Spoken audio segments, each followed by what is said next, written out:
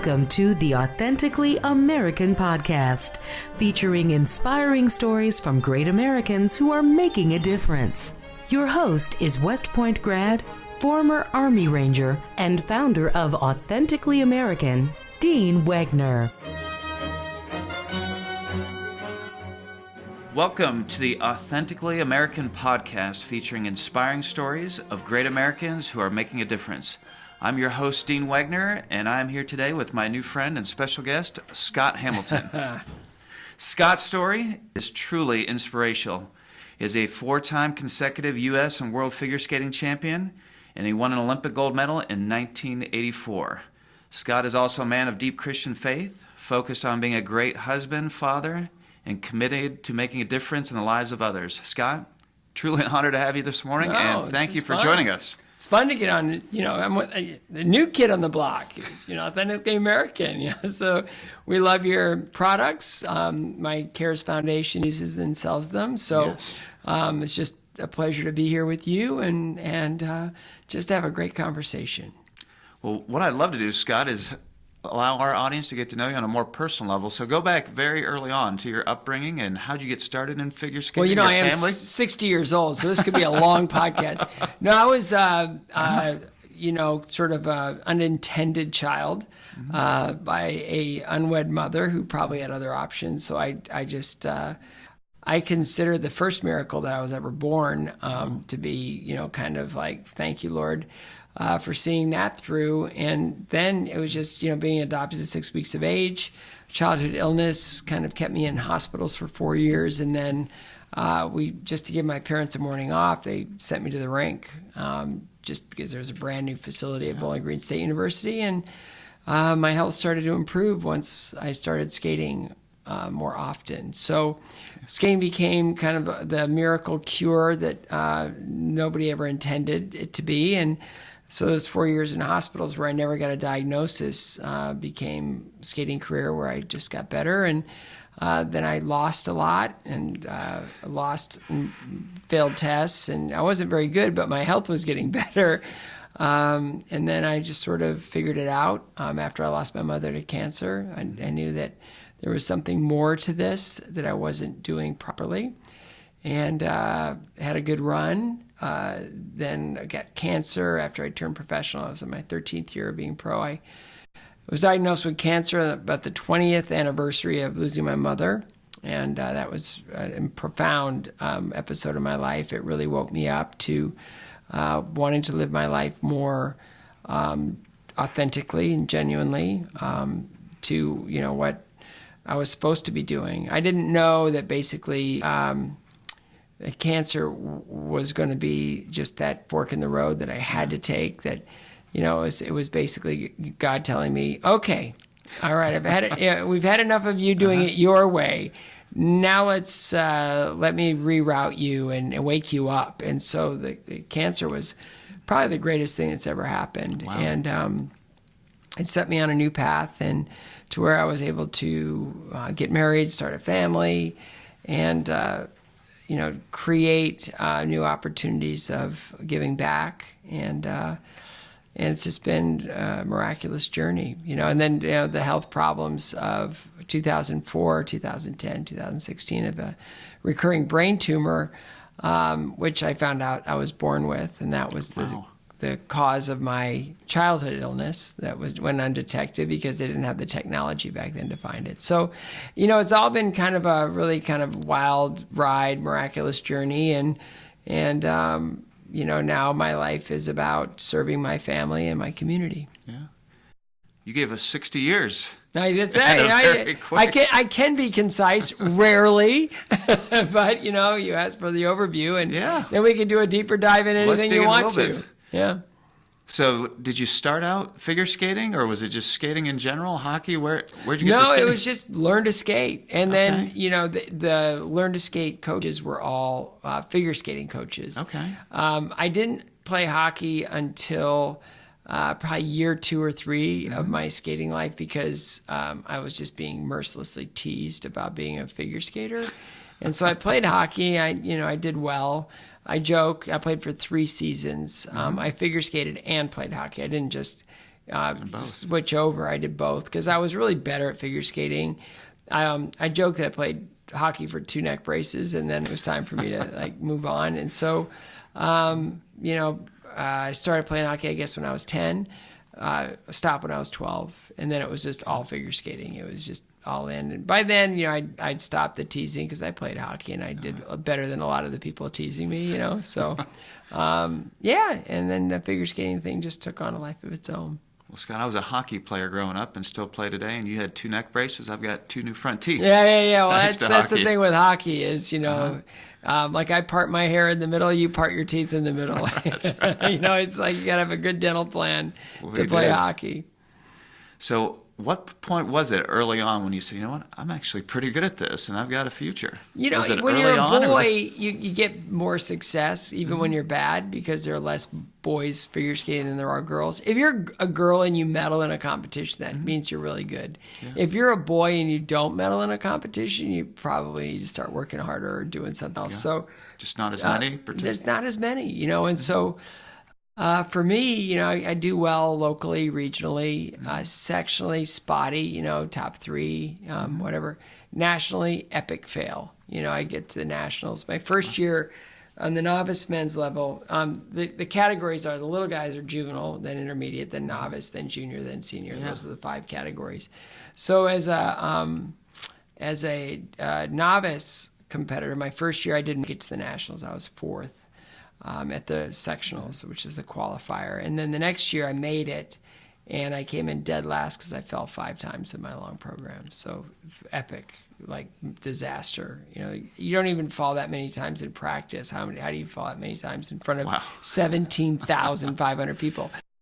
So the next year I went back and I was kind of next to last because I went straight to nationals next year because I qualified the year before at sectionals. I won sectionals. So I was able to go straight to nationals the next year, even though I was last the year before, and I beat one guy, but he wasn't very good.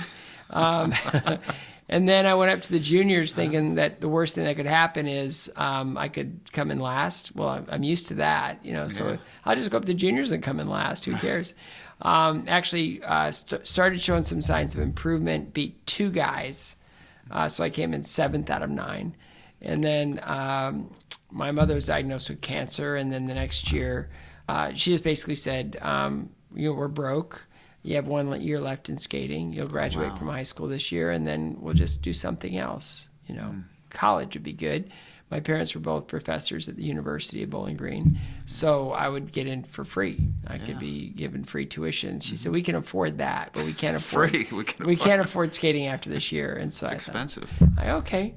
I'm not killing it in skating, so who cares? So that year, my regular coach had retired, and a new coach took over, and he was kind of a crack the whipper kind of coach, and I figured I might as well submit because, got nothing else to do after this year in skating. And so that year I kind of went all in and ended up winning junior nationals. And unexpectedly on my end, I realized that, I was skating better, and I just happened to throw it together on that week. I figured I had nothing to lose, just might as well. And won junior nationals, but people had anticipated a good result that year. And there's a lot of talk going around. And so caught the eye of a coach who had a sponsor in his hip pocket and said, "If you'll come take from me, I'll get your skating expenses paid for." And so... Can afford that one too. Yeah, it was, it's like, but when you step back, I was in all of it. It's just always in all of it, And so it's humbling, just to figure that, you're loved always, no matter what you do, you're loved. And so I had to do my part and just sort of figure it out. So the first year of being sponsored and looked after, I turned 18, which is not a good year for all of that. Failed epically.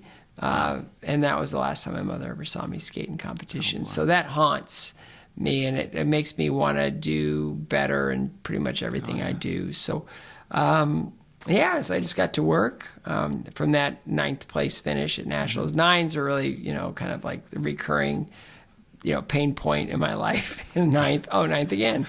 Top 10. Yeah, from there, out of 10.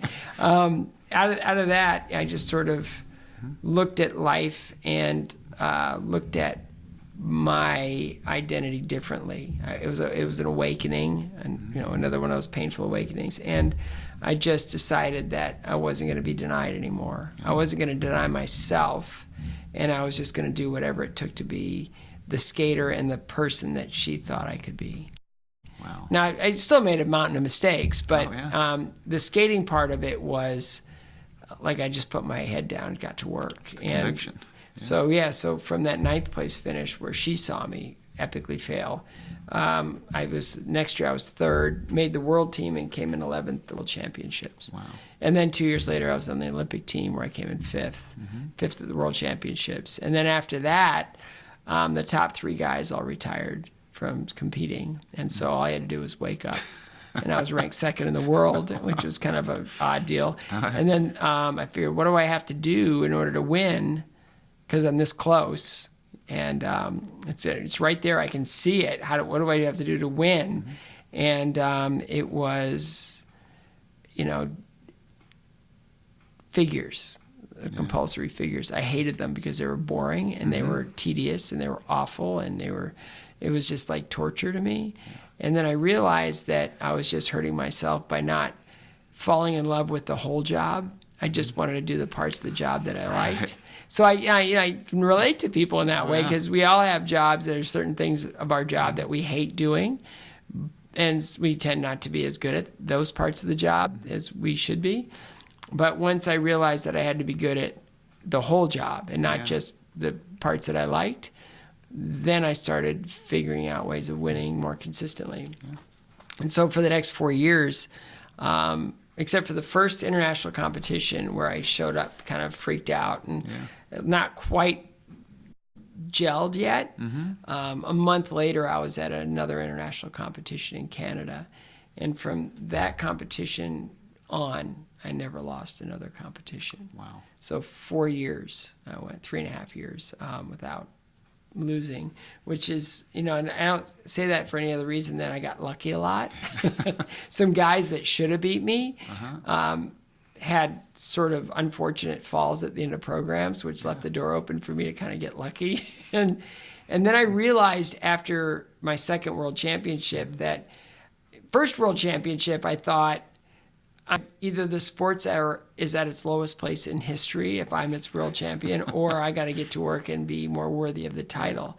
After I won the second time, I realized that I'm just competing against a bunch of guys. Yeah. They're just guys. They're like me. They're guys. They get up in the morning. One leg at a time. One leg at a time. They all have their own strengths and weaknesses. They all have their own confidences and insecurities, and they're just like me. I've gotten this far. How do I stay ahead of them for 2 more years? And strategically, I figured out how to do that. And then I was able to get through the next 2 years undefeated as well. And so it was a good run, and it took a lot of coaching. My coach was spectacular. Got me through all the athletic, all the political, and all the maturity challenges that I had. And just navigated it all really well, and allowed me to be prepared when I needed to be prepared. I think everybody knows how it finished. Olympic gold champion, gold medal in 1984. But let's talk a little bit before. One thing that struck me, you said, fell down 5 times in one competition. And I remember my dad, his mantra was all about work ethic and perseverance. And his motto was, if you fall down 7 times, get up 8. Yeah, that math never really made sense to me, because if you get up one more time than you fall, I don't know where that other get up came from. Yeah. So it's like, in writing Finish First, my latest book, I really want to encourage people to compete. Yeah. Just really look at competition as a good thing. And I realized I just did basic math, just to figure out. I fell 41,600 times minimum in my skating career. And when you fall down 41,600 times, that means you had to get up 41,600 times. And once you get used to getting up, it's amazing how failures don't mean as much as they used to. I was talking to a couple baseball players at Freed-Hardeman University recently, and they came up, and I go, what sport are you guys? They go, baseball. And I go, wow, if you guys only fail 2 out of 3 times, you're in the Hall of Fame. And it's like, yeah, I never thought of it that way, but yeah. But it's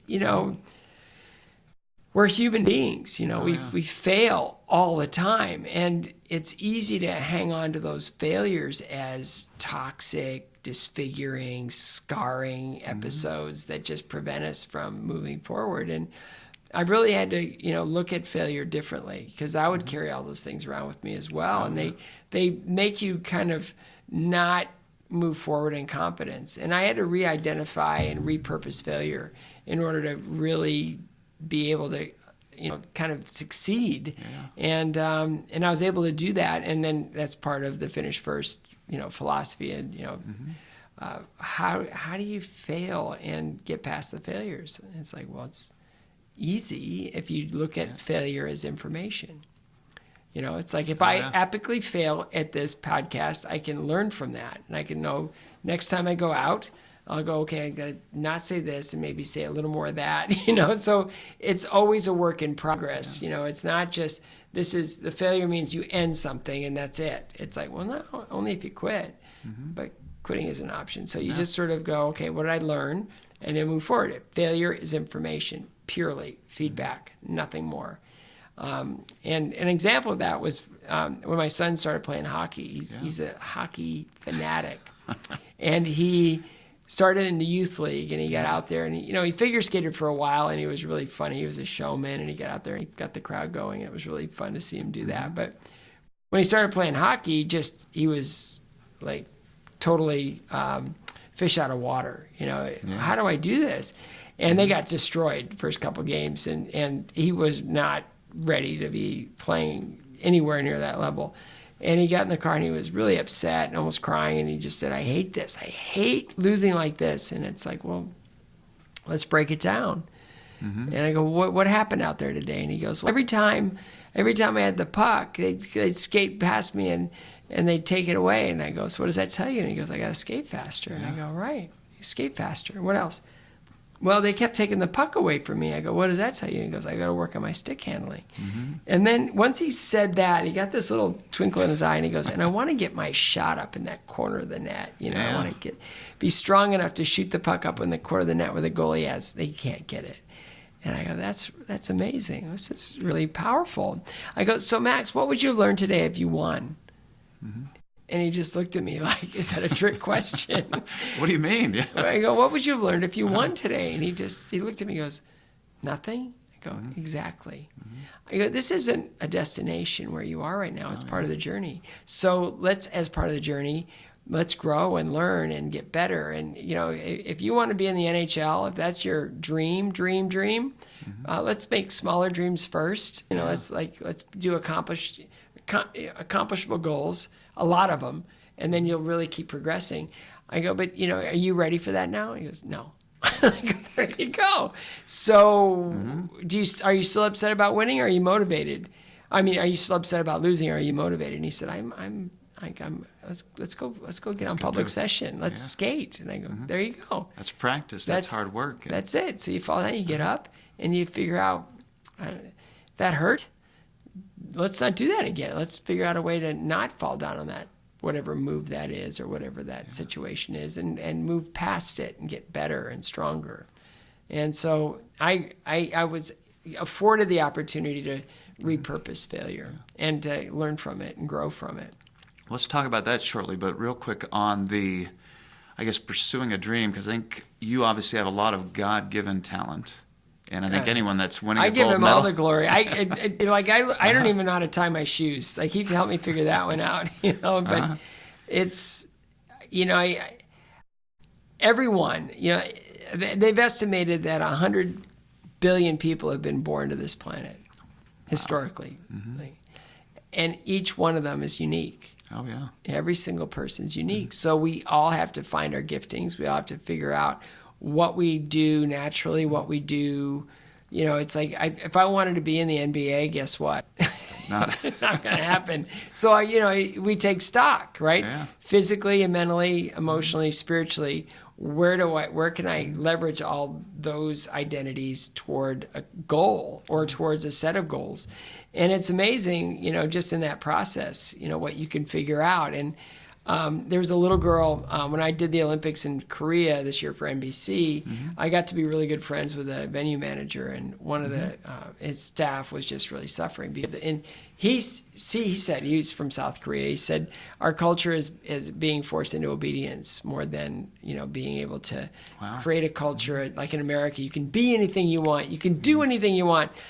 There, it's more or less work for Samsung and do as you're told. Don't step outside the box. Do not step outside your lane because it's not going to end well for you. So a lot of the kids now are growing up, there without hope and with just being obedient.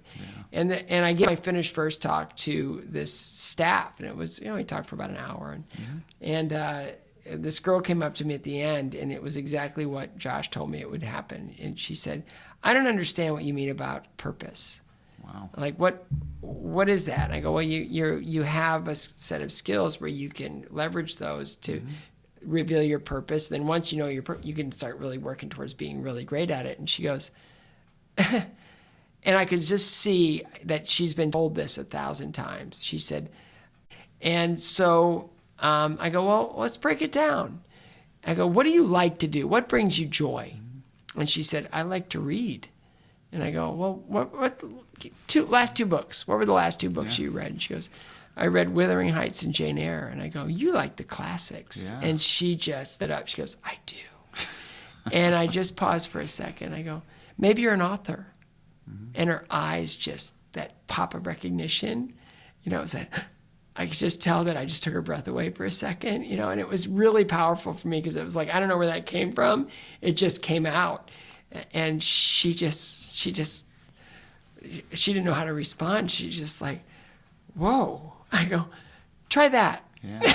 And she just got excited. It was like, I don't know how that happened or what any of that, how that came about, but it was something I'll never forget because that girl was given permission in that moment to dream and to do something that she knew would make her happy.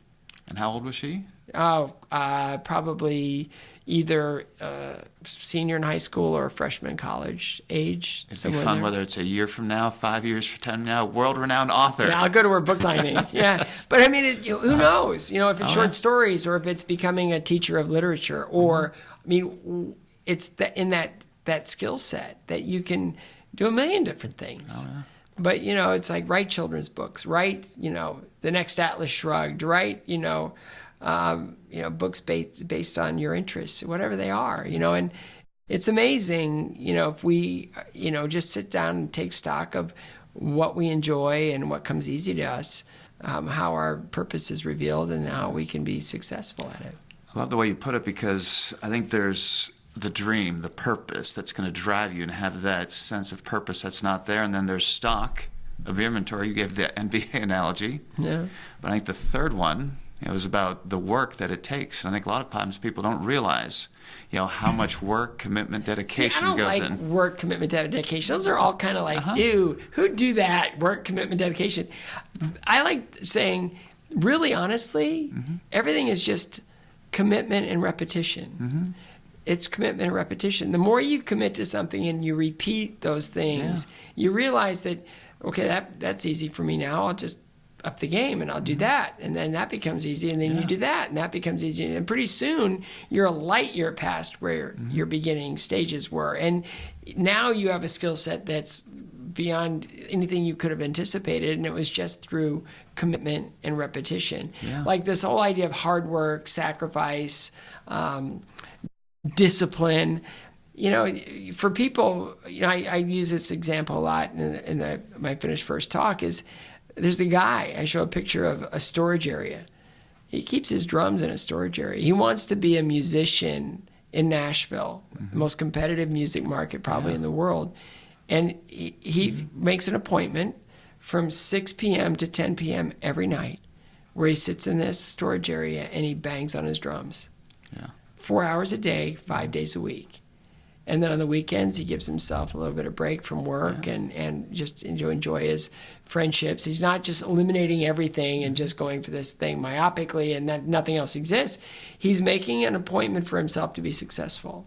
And a lot of us are just so spontaneous, you know? Like when I get really lost in things, it's like, yeah, sure, I can do that. I know I got deadlines, but yeah, we'll just go ahead and do that. And it's like, then you get so far behind, and then now all of a sudden you got this mountain of work that's overwhelming, and it's like, I can't. Now I'm in failure mode, right?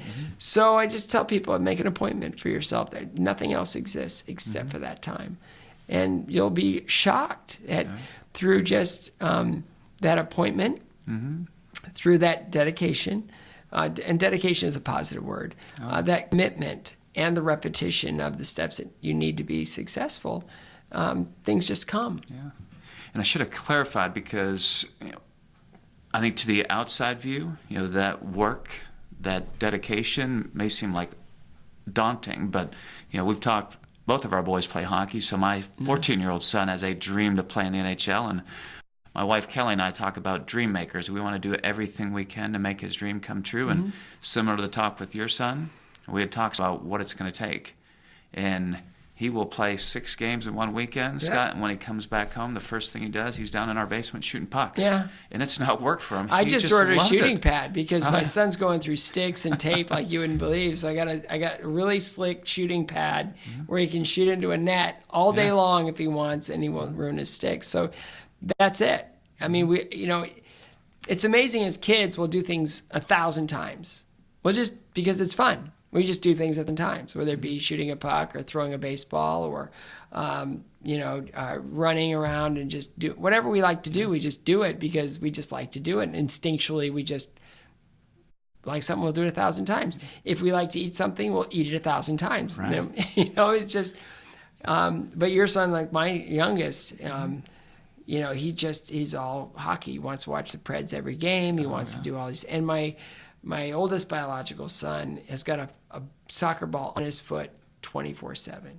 He'll be doing his homework, and he'll be going back and forth with the ball underneath the table, and he's rolling it with his foot. Like he's got to have a ball on his foot all the time. And for him, it's not drudgery. It's just he just loves it, and he's way more comfortable trying to balance the ball on his foot and dribble it and do things. Like we have this tiny little tennis ball. We just got a puppy, and he's doing foot skills, trying to fake the puppy out, keep the ball away from it. The dog is just running itself ragged. And every time the dog gets the ball, he goes, time to go back and do this again. So repetition is fun. If you really like what you're doing, you won't mind doing it a lot. An expensive trainer you have in your dog. Yeah, he's doing his job. Yeah. So 2 more questions about the figure skating because I want to explore a lot of what you're doing today. So give people a glimpse back when you were training for that gold medal. What did a day look like for you? I get to the rink. First Olympics, I was skating at the Philadelphia Skating Club, which is a social club as much as it is, a training site. Mostly it's a social club. So I'd have to schedule myself around where, the social aspects of the club, like the ice dance sessions and a lot of the other things that we're doing during the day. So I'd get up super early. Like I'd be on the ice at 5:30 and I would skate till about 9 o'clock. And then I'd come back for 2 hours at night. There was a figure session and a freestyle session at night. So I would do that every day. Either I'd rest or do a little off ice, between. And that's how I trained then. And then when I moved back to Denver, I would start skating at about 7 o'clock in the morning. And I would go do compulsory figures for like 3.5 hours straight. And then I'd take a little bit of a break, and then I would get my freestyle skates on, and I would skate for about an hour or 15, doing hard, like the long program stuff. And then at night I go back and I do another 50-minute figures session, and then another 45-minute freestyle. And then during the day it was either off ice or relaxation, so my body was rested for the evening workout. And it was just, that was my existence. I knew that in order to be prepared and ready, there were certain benchmarks I needed to hit at certain times of the year. Knowing the field, I knew how I had to win. I knew how I had to, or what I needed to do to win, and where the other guys were. And then through different competitions and things, there's, the idea of, you keep an eye on your competition. You know where they were in March at the World Championships, and everybody takes a tour after the World Championships. So you're all together, so you can keep an eye on what you're doing. Scouting. And then you see, they're working on this jump. Oh man, what am I going to do to counteract that? And then the summer is planning with picking music, getting choreography done, really just starting to get used to all the new ways of moving. And then you start competing again in the fall all the way through March. So it's the year is pretty predictable. Yeah. It just comes down to, really trying to be strategic and keep an eye on, what your competition's doing. Well, speaking of strategic and seeing what the competition is doing, you were credited with bringing athleticism into figure skating, and your signature move's got the backflip. How in the world? Well, that had ever been done? I was always frustrated, always, because I'd watch figure skating on TV when I was a little kid, and it was always where the women were athletes and the men were artists, and I just thought, well, that's okay. I mean, it's okay. It's just where I grew up and how I grew up, and my focus is like, it's great to have the artistic elements and to be able to be, because I loved an audience and I knew that I wanted to be an entertainer in the sport. I loved an audience reaction always. Oh, yeah. But I realized that, I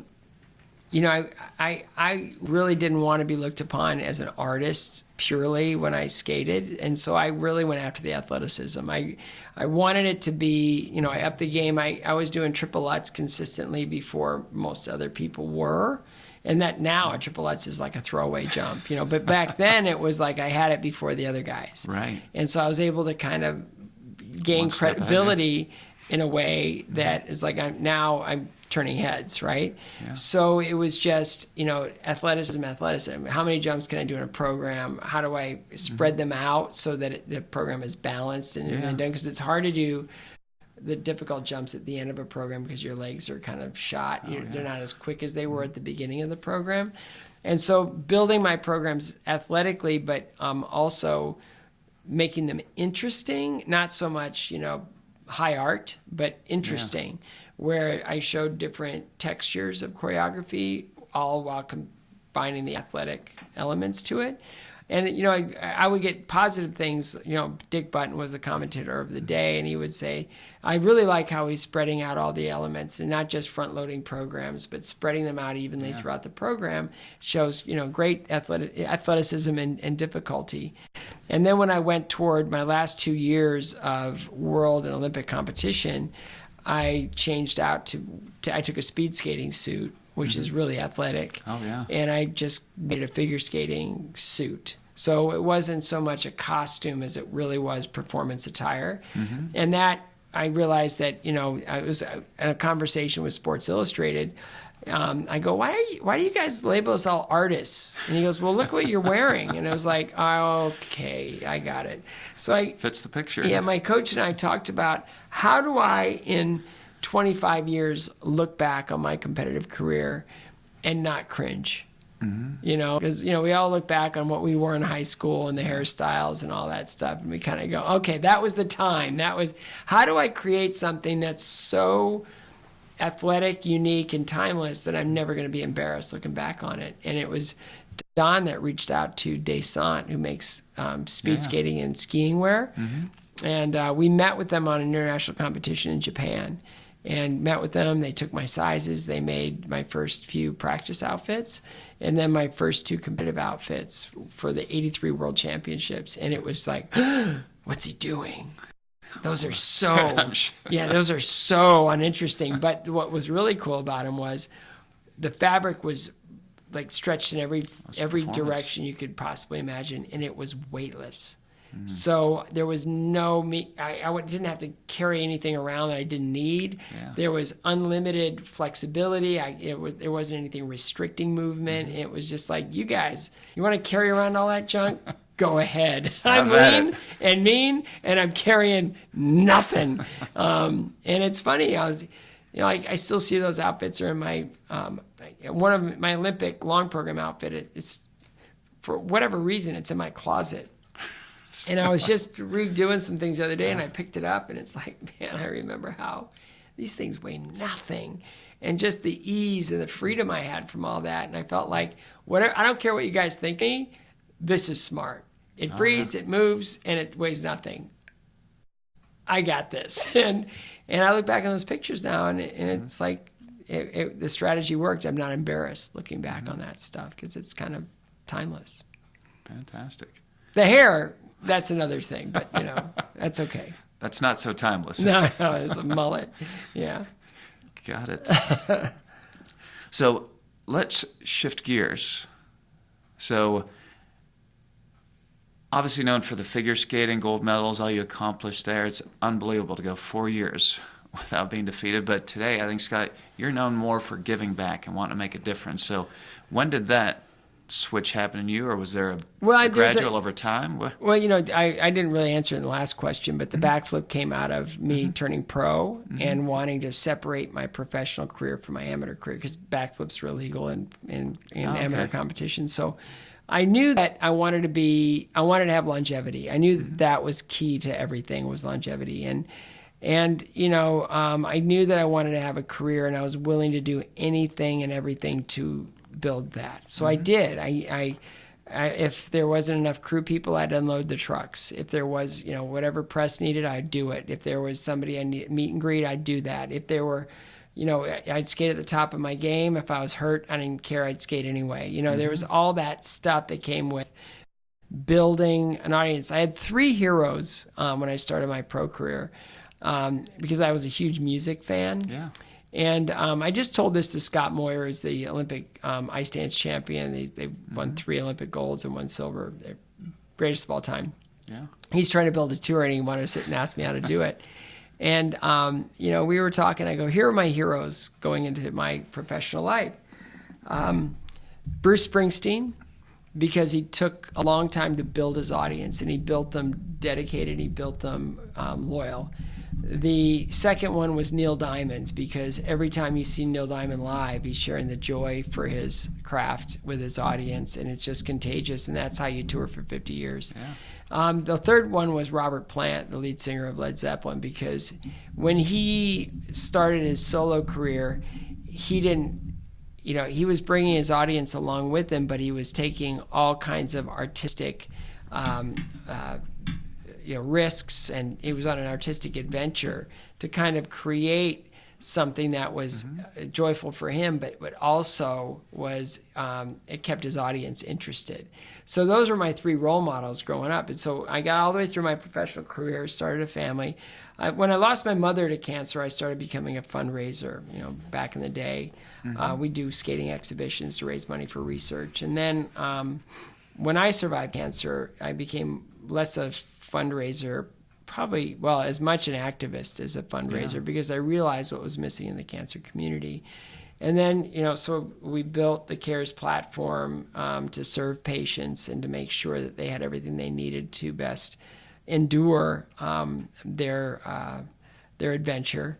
And, through information and, social psychological support in our mentorship program, Fourth Angel. But the information side was chemocare.com, because I didn't know what chemotherapy was when I was going through it.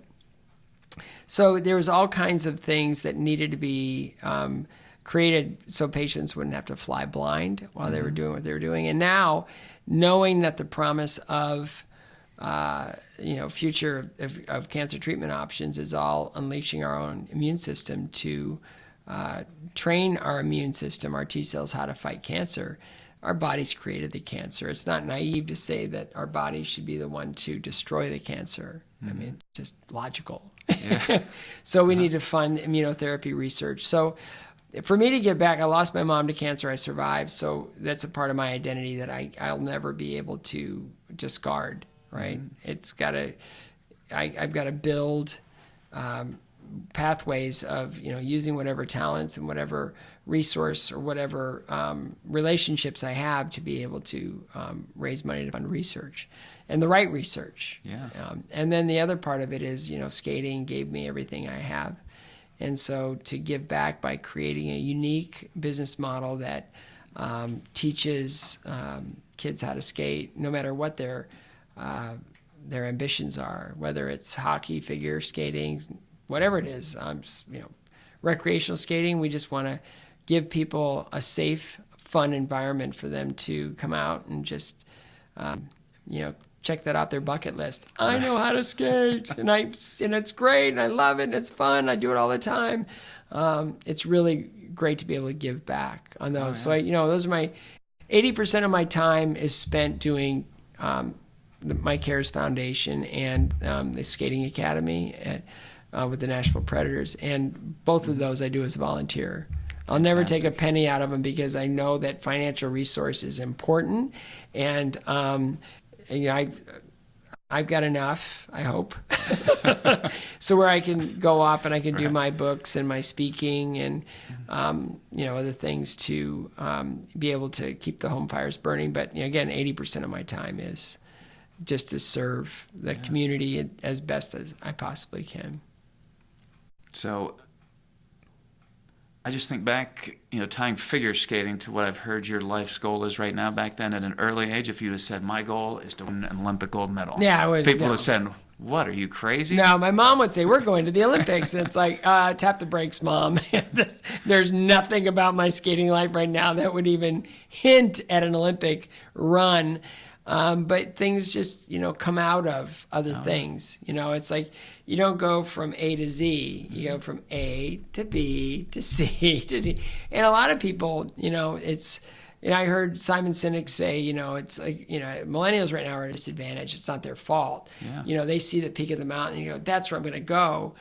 They just don't see the mountain. One big step. Yeah. It's like that's me, but you don't know what it takes to get up there, and so it's instant gratification, with all of our devices and with and everything's right there in the palm of our hand, literally. But it's like there's other things that other muscles that need to be developed, both physically, spiritually, mentally, and emotionally. And it's not being it's not just being over the top to say, I want to do this. It's never over the top. Dream big, dream crazy, go dream. But understand that through all that, there's a process. There's steps that go with accomplishing each goal and each dream. And it's just being willing to commit to those steps and be joyful in it. And you'll be great. I've never worked a day in my life. That's the way I feel. It's like I put a lot of effort into some things and I've sweat a lot and I've gotten my heart rate up to about 185 in some of these shows that I've done. But to me, that I was given an opportunity to do something that I thoroughly enjoyed, so it doesn't feel like work. You can call it work. Doesn't feel like it, though. No, it doesn't feel like it. Nonprofit, that's work. Right? Because where's the next dollar coming from? Where's the next miracle coming from? And you really got to roll up your sleeve and put the time in, and it just is, it's hard. It's difficult. It's challenging. It's all those things, and so much of it is out of your control. You're depending so much on others that feels a little bit more like, this is a lot. But at the same time, I have heroes like Danny Thomas who built St. Jude. He just said, there are givers and takers in the world. The takers eat better, but the givers sleep better. And I'd rather have 1 million people give me $1, for the curing cancer than one person give me $1 million. Now I'll take both.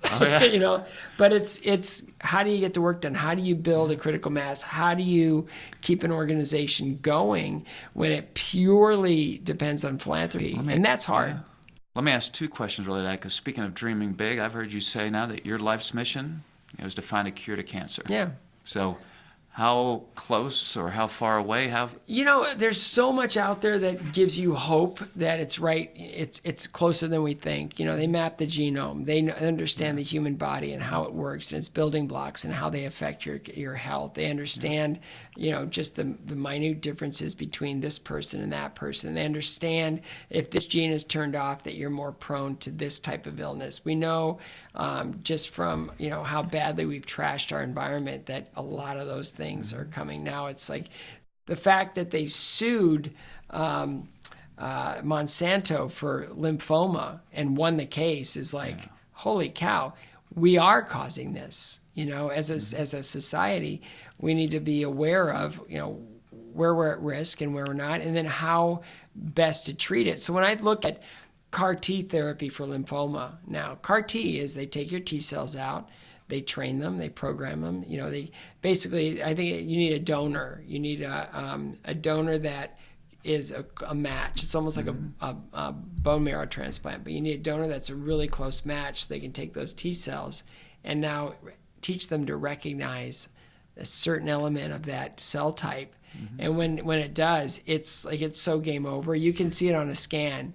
You can watch it on a scan, Wow. the cancer just melting and being attacked and eaten up by the immune system. So I know just through all these things that, by being on the Moffitt board, Moffitt Cancer Center in Tampa, by seeing the work they do, by partnering with the V Foundation, by a lot of the grants that are being proposed, that everything is pointing towards unleashing our own immune system to defeat cancer. And once we do, it's game over. Now, there's a lot of different types of cells, types of cancer locations. Some are easier and some are tougher than others. It's just, again, it's just the immune system. We have, it's a biological thing. Our body creates the cancer. Let's teach our bodies how to destroy it. And that's the silver bullet that'll end cancer forever. And I know that the funding is so far beneath the science. Like back when Nixon declared war on cancer, the funding pushed the science. The more funding you had, the more science we could create. But now the science is a light year away from the funding. And if we can close that gap just a little bit, more and more miracles become possible. And if you find a treatment for one cancer, you can't even do the math on how many lives that are saved. So right now, like last year, we were able to fund a medulloblastoma cancer research project, and that now is showing promise for glioblastoma. And you think of glioblastoma, it's like John McCain. You think of, a lot of Ted Kennedy, all these people that we've known and are, that glioblastoma has just taken them from us. And children, especially with glioblastoma or any of these brain cancers, it's just the only way to treat them is to bake their brains and bathing them in radiation. They have no chance. Like they may be cancer free, but their whole trajectory in life is now forever changed. So to be able to use our own bodies to destroy the cancer, to me, that's the only thing worth investing in. What I'm hearing is a lot of encouragement, a lot of development that says, this may be a dream. It still may be 20, 30,000 falls away from that 41,000 on the journey. Well, you don't want to fall that many times when you're a nonprofit because people stop believing in you. So you have to be strategic. But it is. There's science out there that's worth investing in that is showing right now promise that they're on the right path. And then there's other science that people want to fund, and I don't fault them for funding it. The guy that invented Nike Air, Frank Rudy, amazing man, loved him to death. He was basically a rocket scientist that figured out how to keep gas in a confined space, right? He figured out Nike Air. Why is it that your party balloons wither and deflate in a day, but your shoes stay inflated forever? Why is it? Frank figured it out. But he also had this idea that cancer cells had an ionic property, that if you could find that ionic property and just flick the switch, you could destroy the cancer, right? Oh, yeah. And so the cancer center that I worked with for a very, very long time, they said, will you talk to Frank, because none of this holds water. It's like, it doesn't make sense. And I go, if Frank is wrong, this is research that never has to be done again. But what if Frank is right? And they're like, but none of this makes sense. So they were fighting Frank. And Frank was absolutely saying, I just feel really strongly about this. I want to invest in this research. And they kept pushing back, and he sent them an article that basically showed that ulcers come from bacteria. That was presented in the early 60s, and those doctors were laughed out of the medical industry because we all know that ulcers are caused by stress. Yeah. So when they proved that these guys in the 60s were right, that's the article that Frank sent back to the Cancer Center. And he goes, go back to history. Yeah. It's like we don't always, we may feel like we have all the answers, but we need to go through all the steps in order to prove that we're right or wrong. Yeah. So I'm not big on funding research that, won't show promise immediately because I'm trying to be smart with other people's money. But at the same time, there are those that want to invest in research. Let's just prove that we don't have to do that again. If it's a dead end, let's show that it's a dead end so we never have to invest in that again.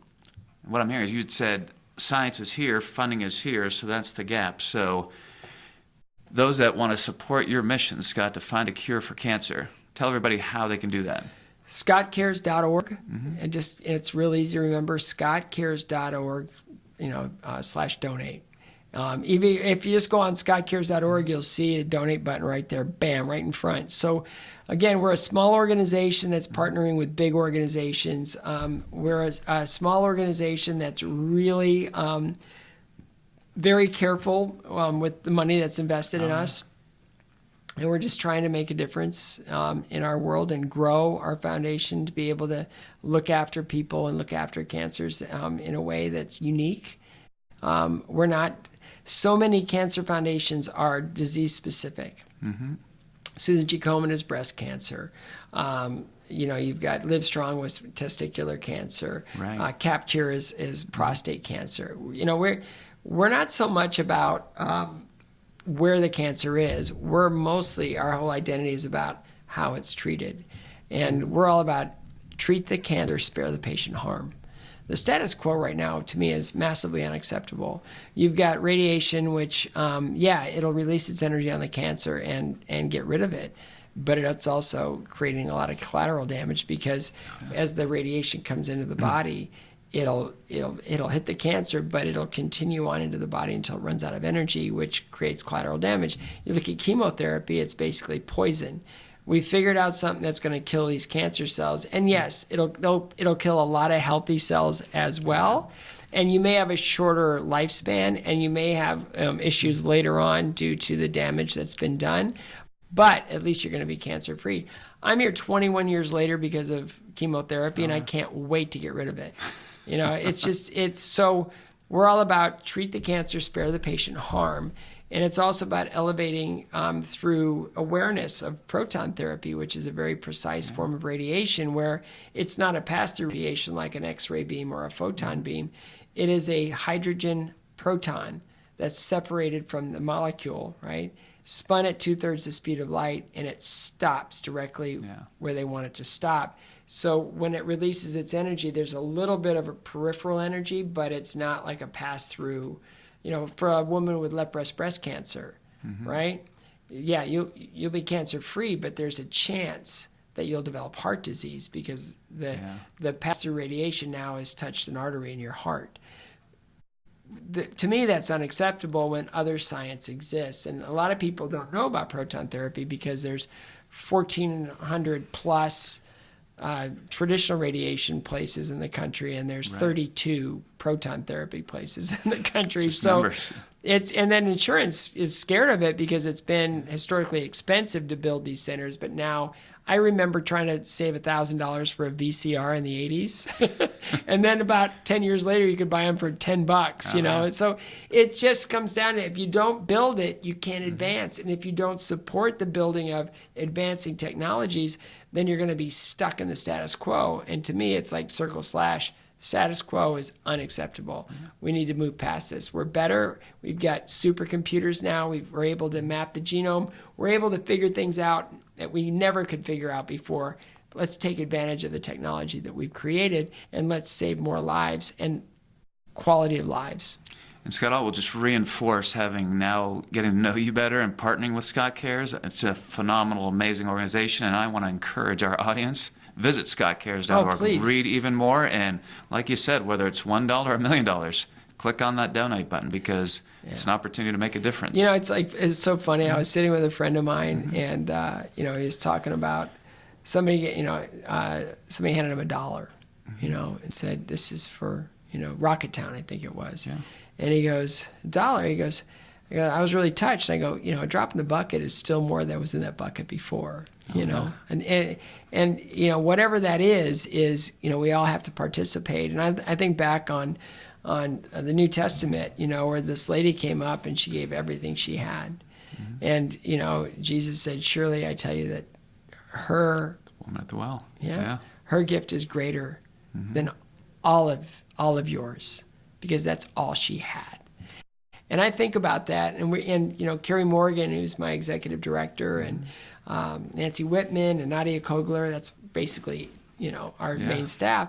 They're really, really tight with making sure that we're lean, we're mean. Right now we're pretty much an event-based income company, but we really need to push people just believing in our mission and getting on board without having to to put on a big event and to having to spend all those hours. It's a lot of work, and it's I'd rather put that money directly toward the research than towards supporting an event. We're pretty responsible with those dollars as well, but it's just, how do you build it? You just need people to believe in what you're doing and jump on board, and then they get to take that victory lap when we find the answer to a cancer that probably directly affected them. My mother died of metastatic melanoma breast cancer, and I just I dream that one day they're getting better at it now back then. It was just chemo. They're getting better at it now, and with immunotherapy it's showing more promise than any other treatment. So I know we're right. Yeah. We just need more people to know about us and more people to get involved. Good. Well, one last question, Scott, before we're out of time. And you mentioned up front how you're wearing Scott Cares Performance Moisture Wicking Polo by Authentically American. It's really comfortable. It's awesome. No, but it's great. We hear so much, and there's so many opinions about America first, and it's like, they tell us to put the mask on our face before that of our child, on an airplane, because if we're no good, no one is. And if we spend all of our time just, throwing everything out, without shoring ourselves up first, I mean, man, it makes so much more sense to me for this country, if we want to be a leader in the world, to be able to be financially sound. Yeah. For our people to be at work, for us to take real pride in what we're able to create and how we create it with our own workers that can support their own families and to give as they see fit. Yeah. If we got to put the mask on our faces first, and then we can that light will just shine on the world. But if it's all just going out and our people are starving and our people aren't really, I love the idea of really just shoring ourselves up and just really, being that light that we're meant to be in the world. America is an experiment in so many ways, but it was created for all the right reasons. So I love Authentically American. I love the fact that, everything is here. It's right here. We're putting people to work, and we're able to make our community stronger. Love that, Scott, because for us, everything, no exceptions, is made in USA, but for us, it's even more than that. I mean, it's a way of life. It's the spirit in which we operate our company. And I've met so many young entrepreneurs and older entrepreneurs as well. When I look back on Stars and Ice, we were sponsored for so many years by Smuckers. Family-owned business. All they do is gobble up more businesses, and they're very humble. They're very much about and I went for a tour in their factory one time, and it was then the happiest place to work. Oh yeah. And I was like, what does that take? And they go, we just we look after our own, and we're responsible with our money, and we pay people well, and we take care of their families, and we create a joyful environment. And that's, for us, whether it be the Skating Academy or for CARES, we really want to create a destination. We want to make sure that everybody that comes on board is looked after, taken care of. They know that we're grateful and they're honored, as part of our process. And again, it's just, how do we change the world? Yeah, that's really kind of what we're after at Authentically American, that we don't work there. We're pursuing a greater good. We've got that sense of direction, vision, purpose, to make a difference. So one last thing, Scott, I have 2 gifts for you. Oh, boy. To join us here. One is a fun gift, and you are a great American, so socks are always fun. Oh, I love socks. I saw these on the website. Yeah. These are awesome. So these are literally 100% made in America. They are Carolina cotton, knit and cotton, and then you can see we've got, when you're more traditional, conservative, you can go with the black or gray option, but when you really want to get wild and feel festive and patriotic, I'm a wild, festive guy. Let's go. Yeah. So the last one. Thank you so much. Last gift we have is Authentically American, like you, is all about giving back. So 10% of our revenue is donated to 2 veteran charities. One is the Folded Flag Foundation, who supports Gold Star families.